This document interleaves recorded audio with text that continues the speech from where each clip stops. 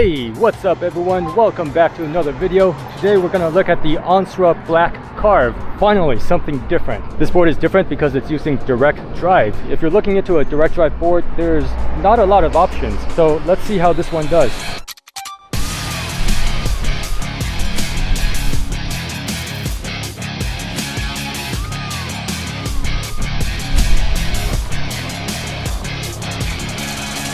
The Onsra Black Carve is one of the few electric skateboards today that use direct drive motors with wheels mounted on the motors. This design has major benefits over the more common direct drive hub motors. I'll talk more about this in just a moment. The Black Carve that I have here is a near final prototype of the second version of this board, which is actually already finished and shipping to some markets. The reason I have a prototype is because this board was actually sent to me about 2 months ago and I didn't have time to try it until recently. Anyway, if you haven't heard of Onsra before, Onsra is the e-skate brand of YouTuber Fabian Dorig. Hey, what is up everybody and welcome to a new video. And the boards are manufactured by one of the major OEM e-skate companies in China.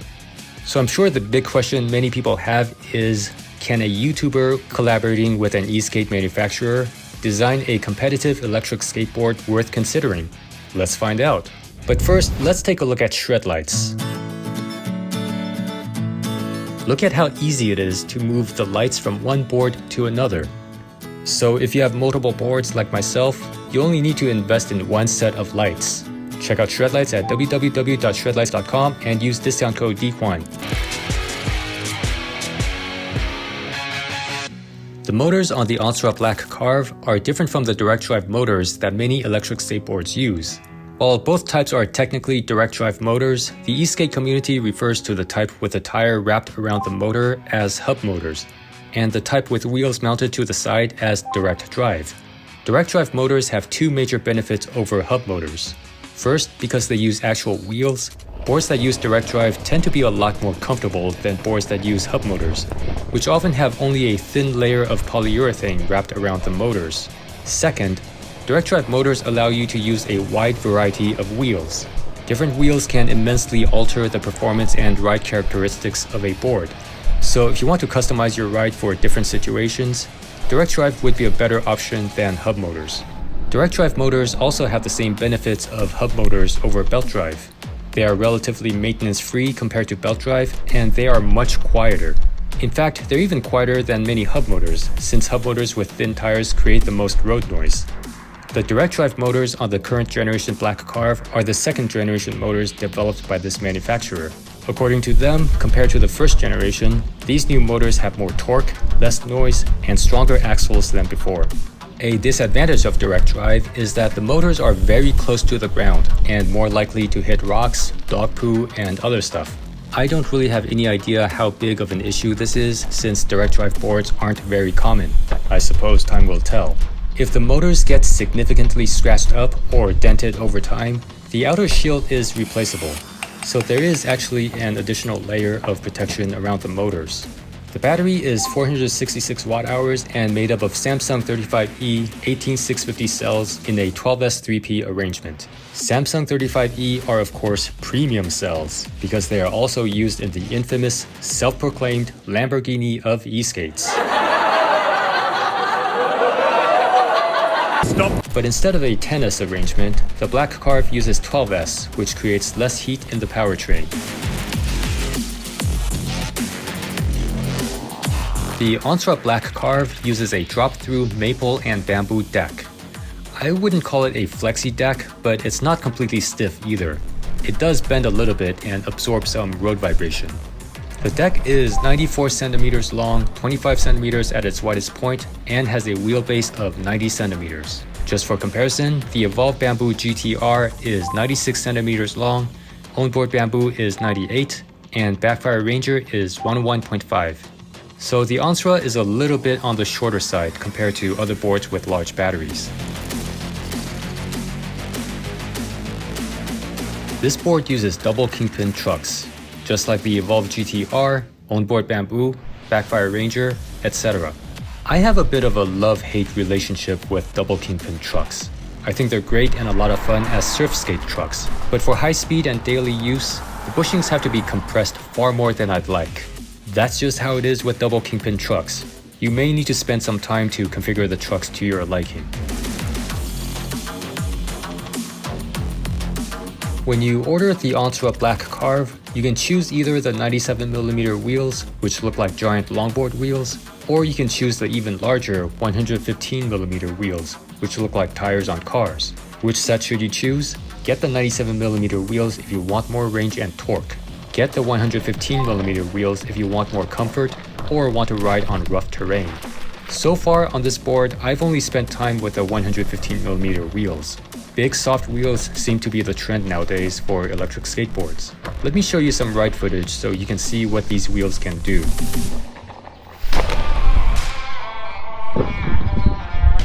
Oh wow, those were some big rocks. If you've never been on an electric skateboard, this footage might not mean much to you, so let me explain. Most electric skateboards with 85 to 97mm street wheels are not very suitable for poorly paved roads like these.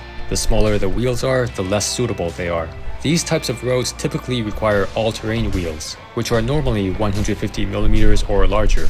But these 115mm soft rubber wheels handle bumpy roads fantastically. They're also great on sidewalk tiles and over those bumps designed for blind people. The downside is that they do consume noticeably more energy than smaller and harder wheels.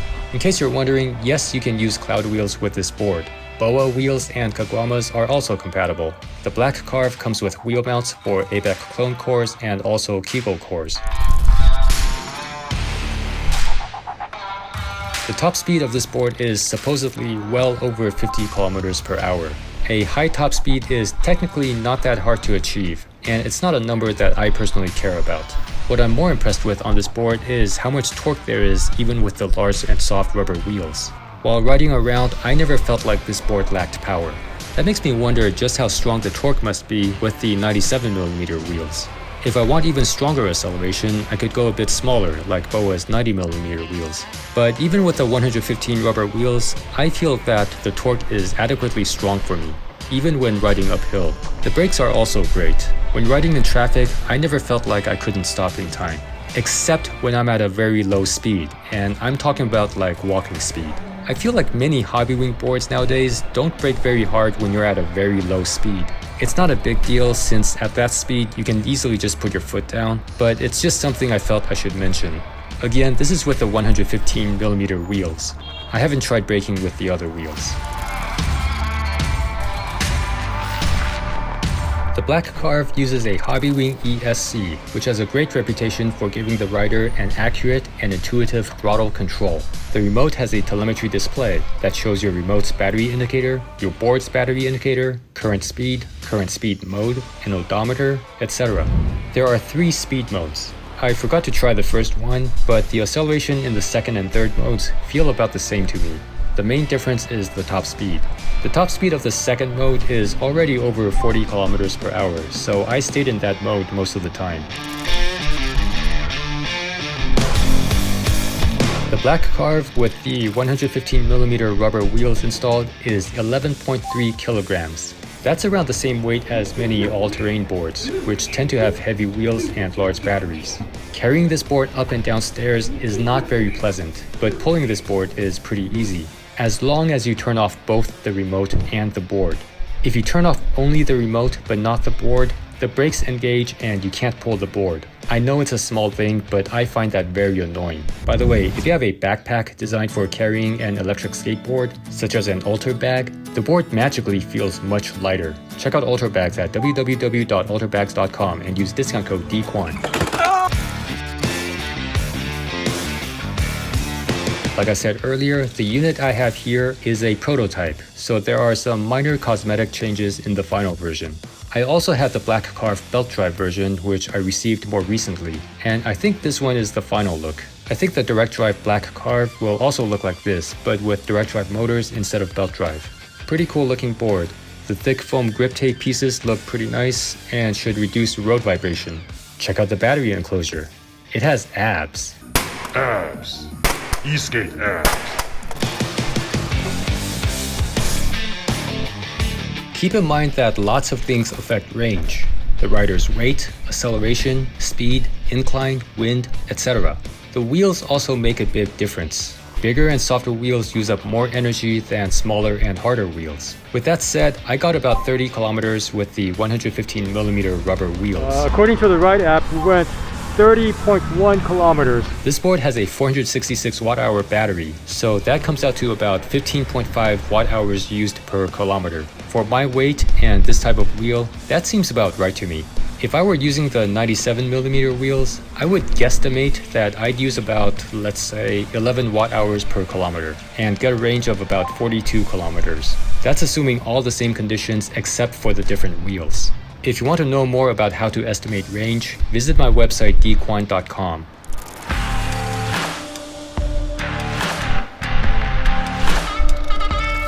I don't really have any major complaints about this board. In fact, I quite like it, and it's been more enjoyable than I expected. The things that stand out to me are how powerful this board is even with large soft wheels, and how quiet it is. This is the quietest board I've ever been on. The lack of noise might not be important for many people, but for me it was a bit like riding an electric car for the first time. The quietness just really stood out to me.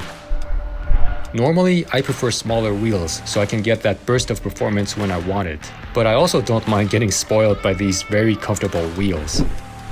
This board is heavier than I prefer, and I think that's the main thing I dislike about it. But the reality is, every board with a large battery is heavy. Some people don't like belt drive, but they want something more comfortable and more versatile than hub motors. Direct drive might be perfect for them. For those who want a pre-built direct drive board, there aren't many options to choose from, but I think the Onsra Black Carve is pretty great.